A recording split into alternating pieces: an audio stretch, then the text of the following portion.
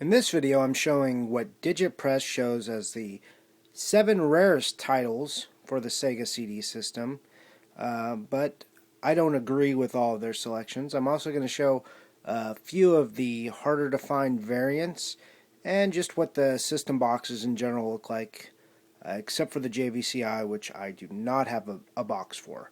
So let's go ahead and start with what they say the rarest games are. It's these 7 in front of us.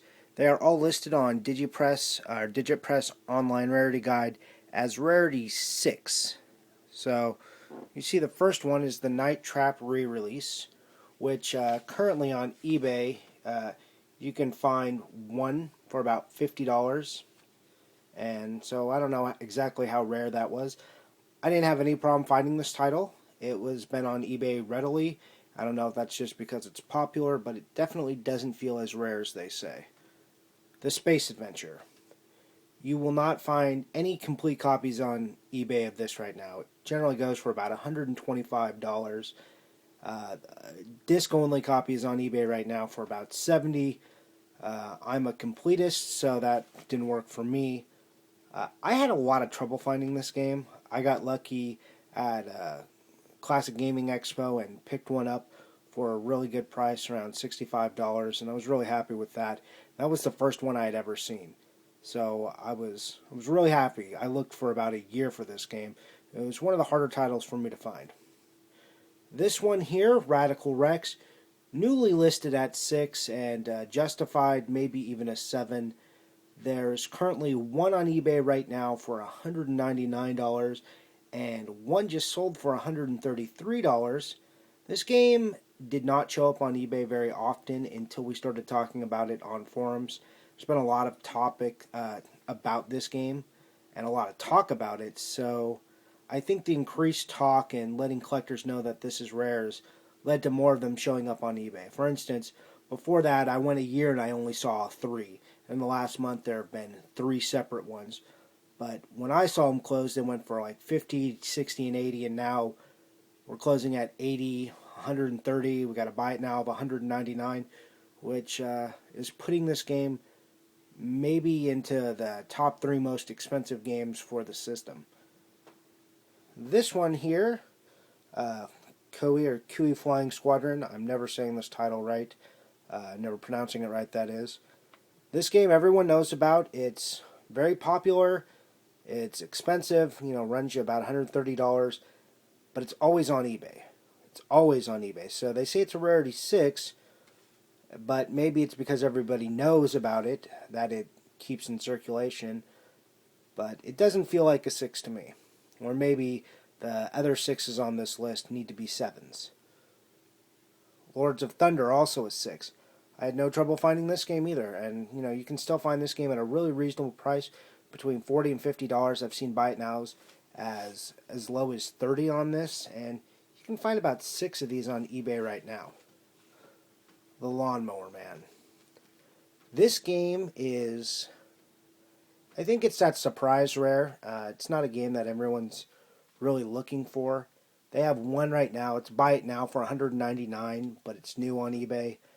I've seen it close for about $25, but you really don't see that many of these come up. But they are around. They do show up. They've shown up more often than Space Adventure or Radical Rex. That's for sure. Crime Patrol. I think there's 2 of these on eBay right now. They float around $45 to $50. I see them kind of often. They're definitely not as common as, say, Flying Squadron or Snatcher. But I don't know if this is a 6 either.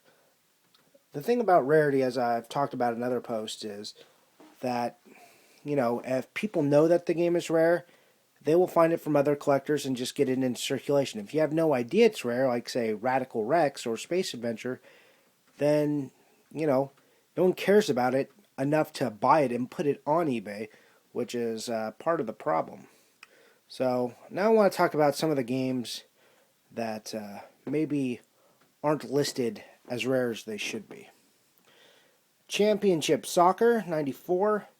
This game is really super difficult to find. I haven't seen that many. I've been lucky enough to find 2 and been able to get them into some collectors' hands, the ones that I didn't need. And NBA Hang Time. This was actually the last disc I got for this system, and I only saw one on eBay in about a year. It closed for $30, and I was outbid on it. I don't think people know it's rare, so it's not that expensive, but it just doesn't show up on eBay. There's none on eBay. None have closed on eBay since December, so I don't know what's going on with that. Championship Soccer is starting to become notorious. People paying up to $200 on forums for it. It's hard to find. It's a game that's sitting in used game stores, and no one wants to buy it. It's known as Sensible Soccer in Europe and Japan, and it's a well-liked soccer game, but here in the U.S., I don't think many people bought it, so it's probably sitting around. This is a game you could definitely get lucky on, both of these. If you find these, pick them up, you're going to turn around. Even if you buy it for 10, you will always be able to turn around for 50. And in fact, call me, email me, send me a message on any of the forums or YouTube, and I will give you $50 for either of these two games right now, because I know at least 3 people who need them. Snatcher. Snatcher is listed as a 5. I think it used to be listed as a 6. Everyone for a long time thought that this was the rarest title. People would clamor about how Snatcher is very rare, but I think it's just like I talked about before, very popular. Kojima did this for the Sega CD of Metal Gear fame, so it's a very popular game, and it was a late in the life cycle game. It's a good game, but I don't think it's nearly as rare as people think it is. 5, maybe a 4, really. It is expensive, fetches about $150. TimeGal. This is one of the hardest to find of the long box games. They list it as a 5, or the cardboard box games. Again, listed as a 5, but to find this box in, like, say, this shape, if you see this one, it's in pretty nice shape here. All the lines on it are straight. No big creasing. The seams here are good along the top of the box. The back is straight. I think to find one like this is, almost getting to the point of very difficult in the rarity of like 7 or 8. So if you find this one, grab it. Jaguar.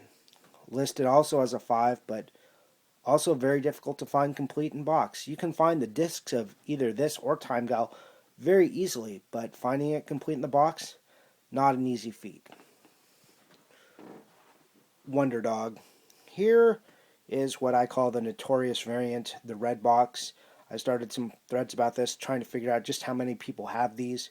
People have seen them, but this red box doesn't turn up very often. The green box one, which is the common version at a rarity 4 or 5, doesn't show up that often. I don't know when they were released. No one's been able to give me a good answer if the green box was the first release and the red box was a re-release, or if they were released at the same time. But definitely the red box is the harder of the two to find. I showed these earlier in the other video, the sewer sharks. These are the pack-in sewer sharks, the blue discs, and I just wanted to show really quickly what the difference is on these variants. You see right here, it's got that number 4101 under compact disc and above the not for resale. You go over to this one, not there. Looks a little bit different. Also, this one has the Sony emblem or the ImageSoft emblem on it, which this one does not. Come over here, that has the welcome to the next level, a blank spot where the ImageSoft or the compact disc and 401 should be, and the not for resale. So, again, 3 different variants for a pack-in. None of these, I believe, are rare, but, interesting nonetheless.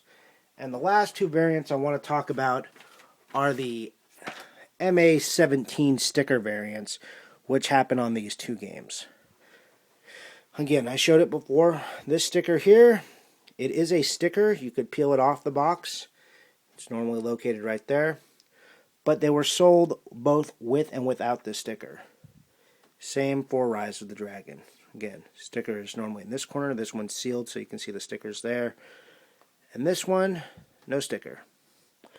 So, that's it for these games. Oh, well, one last shot I want to show. Colors of Modern Rock. This was a pack-in. with the Sega CD Model 1, which is right there, our Model 1. And it was pretty hard to find. The Model 1 isn't that common, so finding colors of modern rock is becoming a difficult prospect. It's listed as a Rarity 5. As far as the other systems, there we go. There's the Model 2, boxed and complete. And there, if you can see that, is the JVCI, which I don't have a box, and the CD backup RAM card. Anyways, that's been my Sega CD collection. Thank you for watching, and thank you for reading.